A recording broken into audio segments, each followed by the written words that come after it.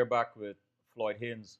Floyd, I Sir. promise I really would like you to get into the importance of tools. It's a very interesting notion that given the right tools, the right guidance, you can succeed if you really apply yourself. Tell us a little bit about tools, the various kinds of tools, or just tools in essence. Yeah, so when I use the word tools, what I'm referring to is a suite of things, right? So it's the know-how, it's the knowledge, it's the information, it's the critical thinking skills to be able to recognize opportunities, it's the resources. It's a combination of things. I firmly believe a lot of people are held back because they don't have those kinds of tools. Um, and when I talk about tools, I am not talking about a situation where you go into community and you give them a this or give them a that or build a school, that kind of. Those aren't tools. What tools are? It's giving people the awareness, the knowledge, the know-how, the critical thinking skills, and it's those kinds of things. And it may involve some resources, but even if it involves resources, is how to get to those resources. Mm-hmm. What are the resources available, and how do you get to those resources? And it's those kinds of things that I think are tools that if every individual, I mean, my vision is a society in which every individual realizes that he or she has it within his or herself to create their own destiny. But to do that, they need a set of tools. And so my mission is to set about giving them those tools, be able to recognize that they can change their future. They have the power within themselves. They just need the tools and a sense of agency. Because that's what I had. Mm-hmm. That's what I had. And I think it's a challenge of leadership. It is a serious challenge of leadership. I think oftentimes, let me talk a little bit about leadership because I teach leadership. And I think oftentimes people think of leader versus leadership. I teach leadership, I don't teach leader. And I like to separate the two. Um, but very often when you think of leadership, people think of character traits, right? Good speaker, charismatic. Those are all personal traits. I prefer to think of leadership as an activity. It's the act of doing work, doing work that allows people to recognize that they have the power to change their future, change their situation. And that is hard work. We call it adaptive work. It is a process of inquiry and interrogation that you employ that allows people to realize that they have the power. That's what's leadership. Leadership is bringing people along and getting people to face their problems, tackle the tough problems, and change their reality. It's a very different notion of what is normally peddled as leadership, and that is some knight in shining armor flying on a white horse with a grand vision. And that's just not leadership, I don't think. I think leadership is how well you bring people along in a way that allows them to develop the tools to solve their problems. Very, very different notion. And so this idea of tools become vitally, vitally important. Mm-hmm. Your business ranked 33 in Washington Business Journal's 2016 top 50 accounting firms. Yes. What is a young boy who grew up in Campbellville, swam in the 40-foot trench, Many. hardly saw a future, say to himself about this accomplishment? I know, Selwyn. I try not to. I mean, in my reflective moments, I'm happy about it. Um, but it's not enough that I made it. It's not Yeah. sufficient. Mm-hmm. I'd like to reach back and bring people along, bring others along, because I recognize that had I not had certain doors opened and given certain opportunities, I too probably would have been written off as one of those Somerville guys who, sort of went by the way. It was very easy for me to have gone the other way. Right. Very, very easy. I'm telling you, I hang out with guys that hustle every single day. It was very easy, and making the choice to go hustle was much easier. you know. Hmm. So my whole thing is, how do I reach back and find the young people like me who all they needed was a chance, and then give them the tools, and then have them go do it. So for me, it's how do I duplicate that in others? It's the scaling. It's if one of us makes it good, many of us makes it even better. Very true. And so my idea is to, if you duplicate enough people like that, I think the world will be a better place for it. You're talking about the world. Guyana is going through a transformation at the moment. You Yes, yourself have established a business in Guyana. yes, Let me put it up on the screen, split screen. Yes, I have the kind of technology for that. R&H Ramdi Allen Haynes. yes, sir. What inspired this? Why Guyana? Why now? Well, I've always had an interest in Guyana, and I've always wanted to give back. And in fact, I have gone back. I had adopted an orphanage, the Bosco Boys Orphanage in Plaisance, and I have to admit I sort of dropped the ball. But I used to go there regularly, and I give them speeches and talk to them and take things back, balls and linen and stuff like that. So I've always had an interest in Guyana. Um, but I felt that Guyana's best need to show up at all times. And what I mean by that, I looked at several years ago. I was maybe a year ago. I was watching a football game. Guyana was playing somebody, as a footballer myself, and I saw the 11 that took the field. Four of that, four of those people were overseas-based Guyanese. So you had four overseas-based Guyanese, Canada, the UK, perhaps America, and then you had seven local. And so what you had is the best 11 Guyana can offer.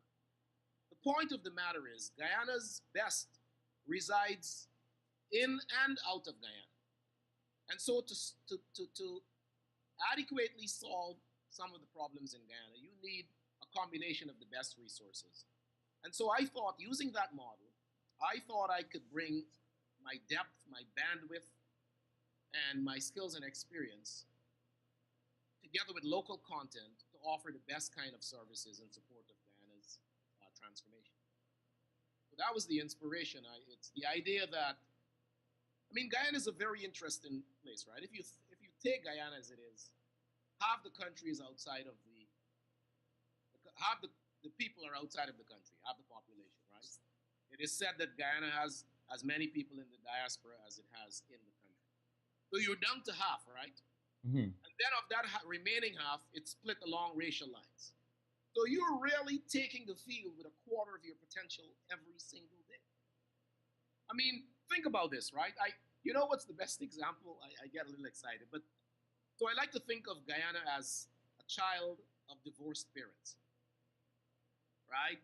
Guyana is this child. There's two parents of divorced, and they're fighting, right? Each claiming to love the child more, but the child continues to suffer. And what does the child want, Selwyn? The child wants the parents to stop fighting. Yes. I mean, the child doesn't care about all these, and the parents continues to ignore the child. And so, I think for Guyana to be its best, to realize its fullest potential, it's going to require all hands on deck, I agree. inside Guyana and outside Guyana. You cannot build up Guyana while ignoring your potential in the diaspora. And so we in the diaspora must make ourselves available, and we back home must open our arms and embrace the diaspora. United we stand. I mean, we have to do it together. We can't do it by just simply hunkering down and say, well, y'all left when things were tough, so therefore, tough luck. It can't be there. So that was my inspiration. We launched. We had a very successful launch. Several of the ministers were there. Minister Gaskin gave a few words of thanks, and we was very happy about it. Hmm. You have worked in Africa and the Middle East with small businesses and governments. Can you tell us what you actually did there? Well, yes, in Jordan, we actually set up a private equity fund and an incubator, and we went on and we had a business plan competition where we invited several business to put forward business plans, ideas that they've had. Um, it's an idea actually I wanted to duplicate in Guyana. And what we did was we selected two or three of those that we thought were solid plans, and then we went out and got the funding for them. Um, we did a similar thing in Ghana as well, and in Nigeria. Ghana, Nigeria. Yeah, it's Mhm. creating incubators and supporting, helping small businesses to grow and develop and give them, putting them, matching them up with the funding sources and that kind of thing, seed capital. And then also teaching them, the ABCs of the business, financial reporting, business plans, marketing, that kind of thing. It's really providing an incubator um, for business ideas, small business ideas. What was a defining moment for you in either Ghana or Nigeria? Defining moment. Boy, I don't know. I know in Nigeria, I in Nigeria, I thought it was quite odd that Nigeria is um, one of the big producers of oil, and they had blackout almost daily. I mean, Oh, I hope this doesn't happen in Guyana. That that you know, that I thought that was that was the biggest irony. you know. gotta be But, kidding me. but I tell you something. Also, I realize in traveling the world, it's that we're not that much different. You go to Accra or you go to Abuja or any of the capitals. You know, shit, go to Port-au-Prince in Haiti. I mean, you when you get into the capital, you could very easily have been in Georgetown at a market in front of the market. It's very similar. We're not very much different when you get into the major cities. You're an adjunct professor. You lecture in entrepreneurship and leadership and so on. What are some entrepreneurial principles some basic entrepreneurial principles you instill in your students? Well, the first, and you've heard me say this many times here. You got to do the work. It's hard work. The work. If you're not prepared to bring that to the table, it's a non-starter. So you have to bring the right kind of work ethic. I mean, people have this idea that if students would say, I would ask a question, right? Why do you want to be an entrepreneur?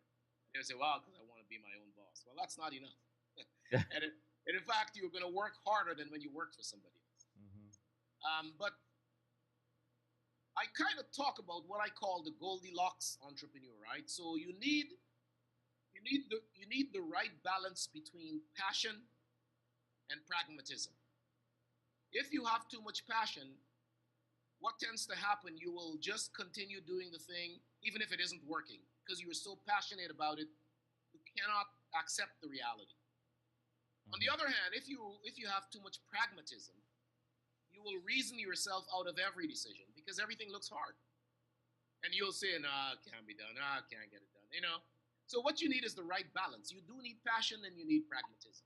So you need the right kind of balance between what I call pragmatism and passion.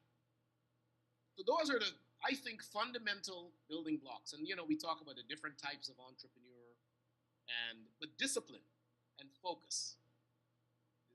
If you were to just do a solid bowl of words, discipline, focus, determined, those are things that I would associate with Hmm. successful entrepreneur.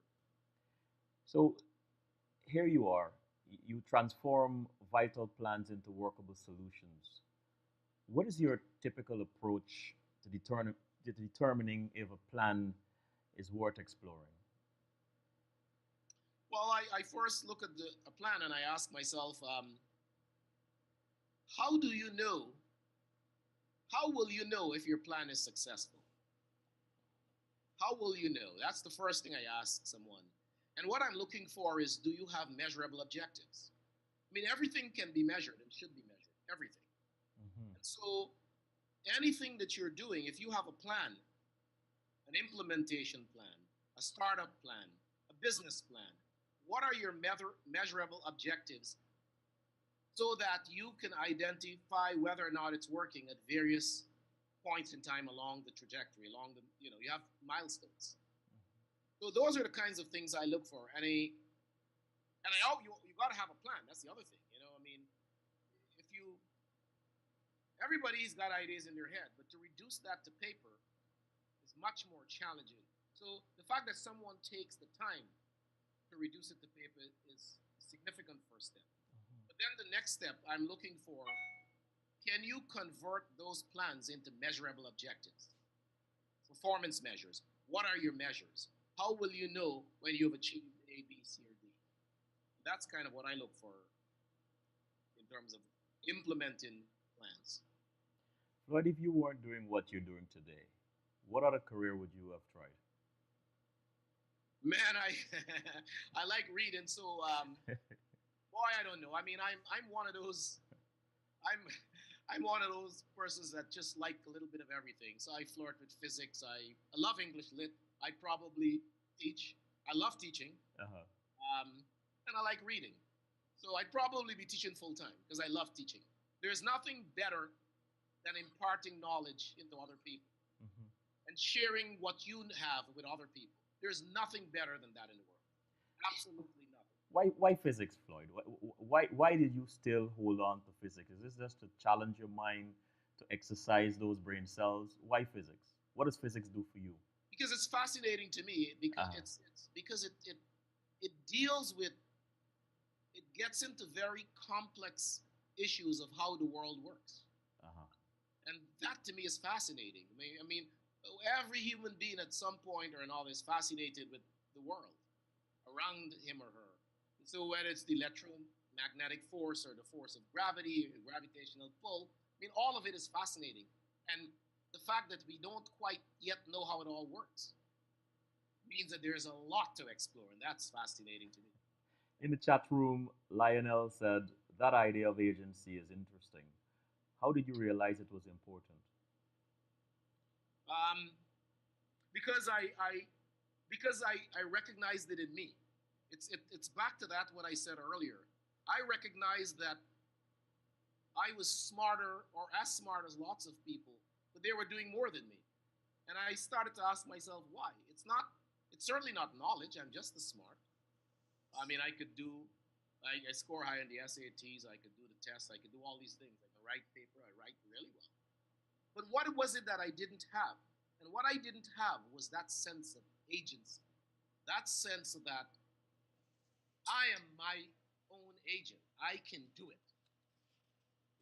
And once you realize that, man, there is no holding it back. But that's where I first recognized it in myself. You have to connect the dots between what you know you're capable of and what you've accomplished. And why is there a gap? I mean, you talk to some people, they're very smart, they can do all kinds of stuff, but they haven't really done much. And of course, there are lots of reasons, but a big part of it is that sense of agency. Sense of agency. Yeah, we didn't. Let me tell you, growing up in the educational system in Guyana was geared towards, I think, um, making you smart and educated so you'd be a good civil servant. It didn't really. We weren't taught to own businesses and go out there and start things and make things happen and build things. And I mean, you see these 21 and 22-year-old guys here in this country setting the world on fire. Yes. Airbnb, Uber, Snap, Facebook, you name it. They're young fellas out of their basements. They aren't any brighter than we are. Not at all. They're not any brighter than we are. But what they have is this sense that they dare to change the world. The And that's audacity. what, that's what that agency does. It, Hmm. it, it makes you dare yourself. And then once you have it, you go out and do anything. Floyd, Lionel said again, Oxford, very good brother. And then Jill asked, did you meet other Guyanese at Oxford? No, I didn't meet any. So my class, I had a Trinidadian. I didn't meet any Guyanese there. No, not in my class, and not even around campus. I didn't meet any. According to your definition of success, how would you rate your personal success? Um, very good. Um, I think I would say very successful, and my definition of success is options. I have options. I have choices. Yes. It's not so much the material things. I mean, I have my own business. I do fairly okay. We all need money to live and that kind of thing. But success is more than that. Hmm. It's a certain comfort with choices. I mean, because if you when I wasn't successful, what I lacked very much was choices.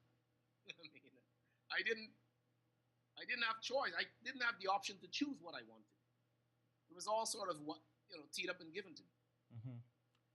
So, Now I have choices. I go to Guyana, I can stay here or stay there or do this or do that, have this meeting, not have it, get in my hotel room and not come in if I don't want to.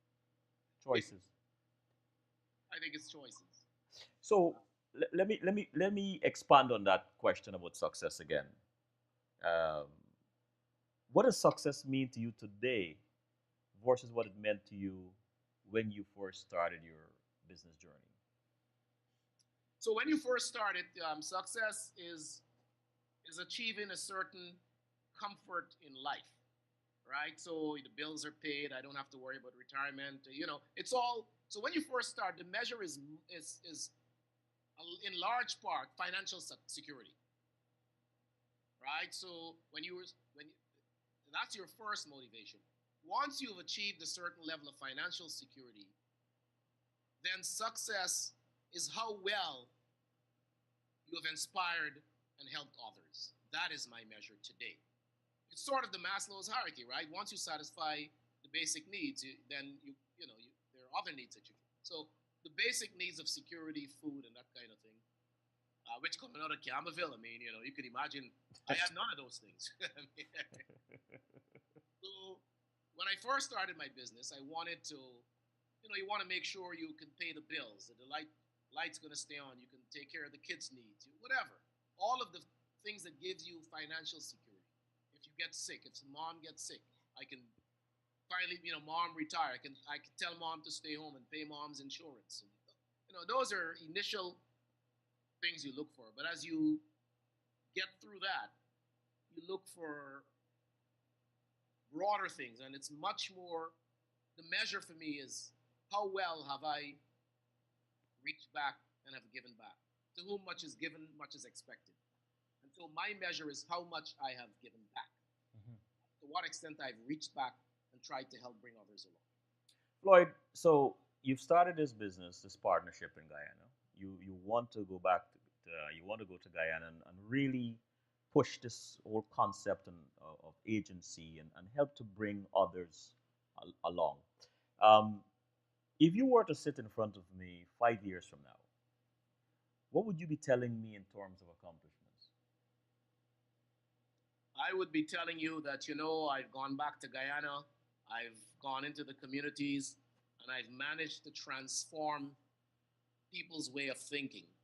I've gotten people to recognize that they have the power. All they need to do is seize it, that they can solve their own problems. It's. Let me give you a real quick example, Sel. When you walk into a community, right, and you say, "What's the problem there?" They say, "Well, we need jobs." And you say, "Okay, why don't you have jobs?" "Well, there are no businesses in the community."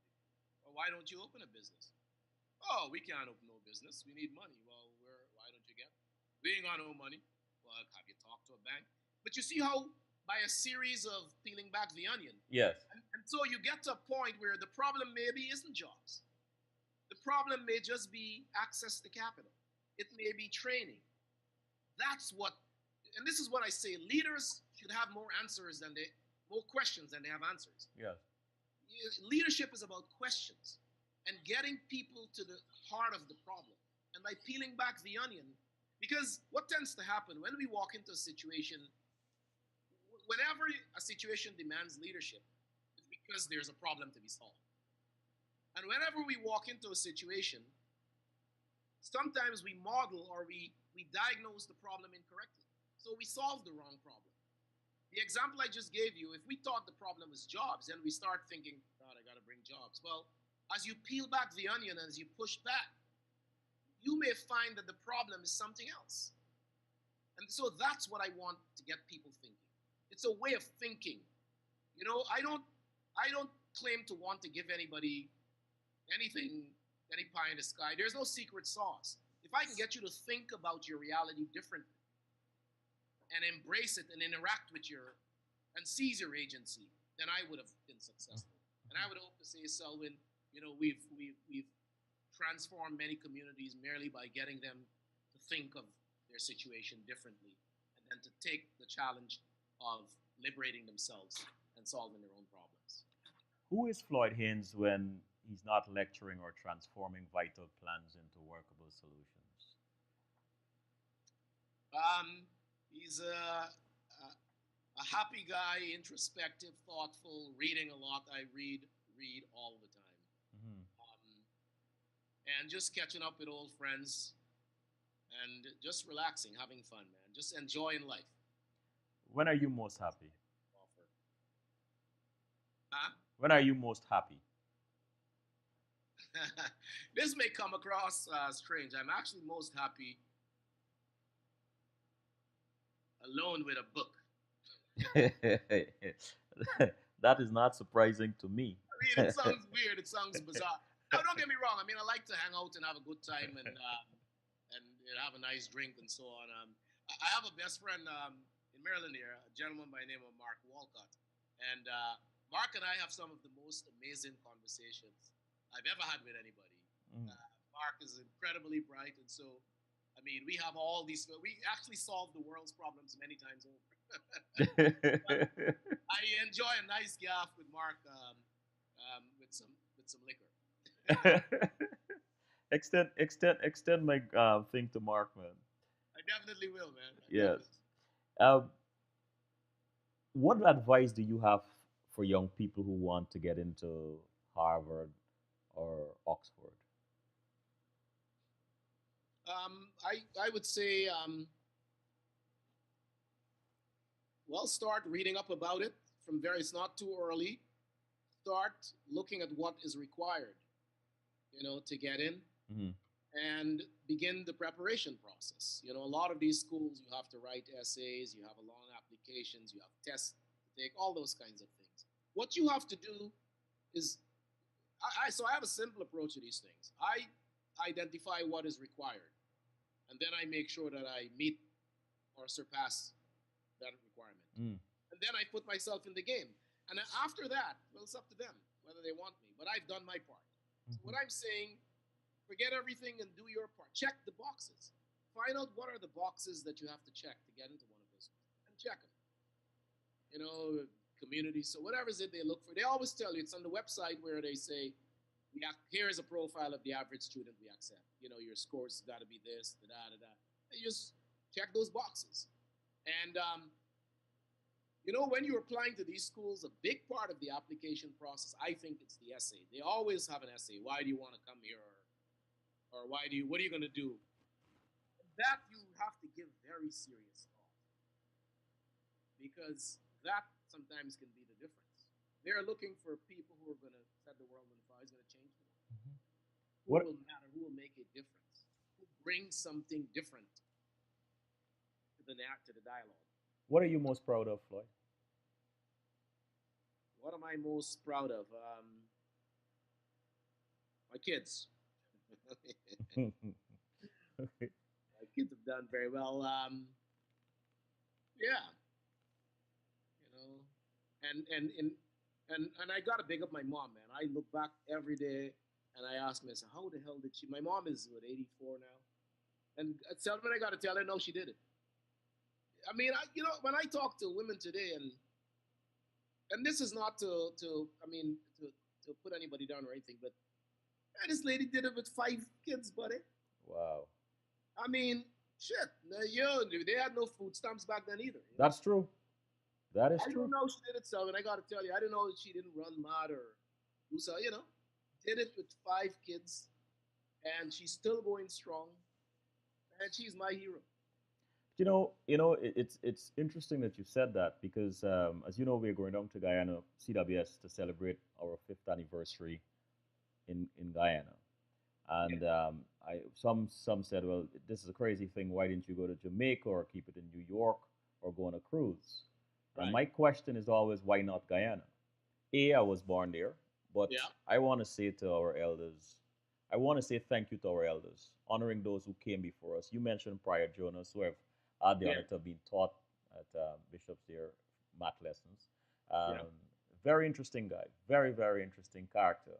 Um, but on our meet and greet, our first evening, I want to have a women empowerment session, Right. a conversation with Selwyn style empowerment session, because I think it's important for us to honor our women.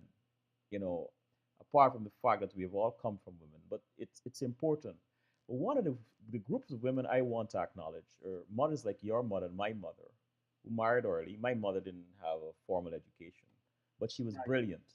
She in Guyana they call them seamstresses and they call them dressmakers. In America, you would say she is a fashion designer. Yeah, yeah, They, yeah, yeah. and these women were also capitalists who were able to stretch $20 to make it 100. Absolutely. These women They're who economists. Absolutely. these women who were motivational speakers who were able to get sons like you and I, Floyd, sorry, and those that we grew up with. Stop is good, man. People still call me Stop. The women who were able to, our mothers who were able to say things to us and make us understand that the threat of not obeying their words, these were motivational speakers. So we need to acknowledge these women and we need to say to them, thank you. So to hear you talk about your mom in this kind of way is very moving to me. I mean, I've lost mine 2 years ago. I was very Yeah, close to no. her. So She's an this is amazing woman. She's an Oh amazing. my gosh, man. This is amazing, fascinating to me. But Floyd, I have to ask you this question though. If you were to go back in time, what would you tell that 16-year-old boy? If I were to go back in time, um,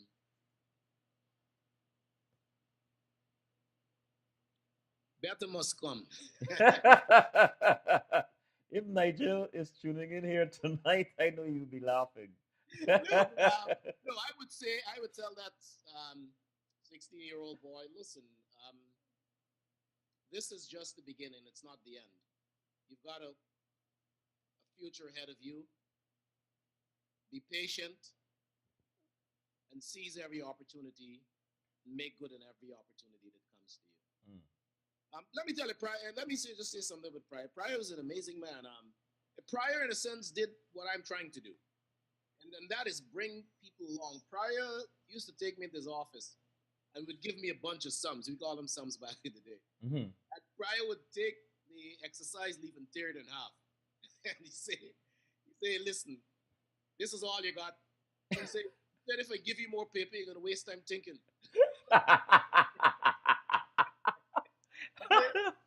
said, for you to be efficient, Pryor is an amazing. He said, for you to be efficient, you don't need more paper than you need. And he says, I'm telling you, Floyd, this is all you need. So I don't have to work on all these sums. He says it forces you to be efficient. I have one. I have one. There were three of us taking extra lessons, and Pryor walks into the room and he said, "Good afternoon, students. Good afternoon, class. We will do such and such." Then he stopped and he said, "What did I say?" And I said, "Sorry, you said such and such." Next person, "Sorry, you said such and such." Next person.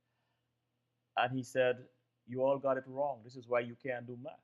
Math is a discipline." I didn't say, "Sorry, you said." I said, Yes, "Good." yes, I yes. was like, really? I mean, Yeah, yeah, yeah. No, no, he's that kind of guy. Yeah, yeah.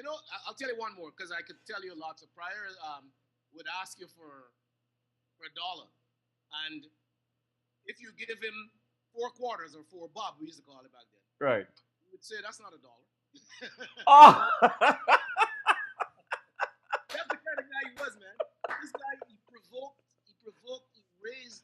he provoked something different in you, man. He made you think beyond just the norm. He's an amazing man.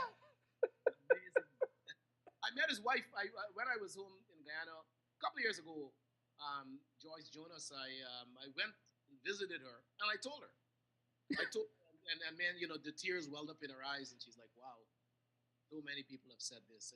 But I just had to go, and I saw him before he died. I went home and I went to see him, and he was there doing what he does best, teaching some other kid So, math. so you were saying that he did what you're trying to do, I think so. and what we all should try to do. Absolutely. Mhm. He was an unsung hero. And he didn't do it for fame or fortune, or he didn't want any of those things. He did it because that's what moved him. Floyd, I just want you to expand a little bit of this, and then we close it off. To our brothers and our brethren that are listening, tuning in here tonight, and will tune in afterwards. Um, how important is that? How important is it for us to give ourselves to others in our community, and especially the younger generation? Why is that critical? It's very important because you first have to recognize that you're standing on shoulders of giants. You're not you listen, no man is an island. We didn't get, as John Donne would say, we didn't get here on our own. I don't care how smart you are, what you've accomplished. Somewhere along the line, you had someone who helped, saw something in you, pushed, motivated, mentored, what have you. And therefore, the least one can expect is that we give back, we do the same. Crucially important, I think. Unless you're so solipsistic or selfish that you don't see the need for reaching back and extending a hand the same way somebody did for you. Mhm. Very, very important. Last question. What makes you laugh out loud? Boy, that's a good one. I don't know. I can't think of anything off the top of my head, but I do like good humor. And, old stories. When I think back about old days growing up in Campbellville. It's those were some good times and some Oh very. yes. Oh yes. I remember some of the characters vividly in my head. Floyd, thank you. Hey man, Selwyn, anytime. This was great. It was awesome. Thank you. And thanks for tuning in. This is Selwyn Collins saying, "Fear not what fear whispers to you. Fear your obedience to it." Good night. Thanks, Selwyn. Let's stay in touch, bro. Yes, of course.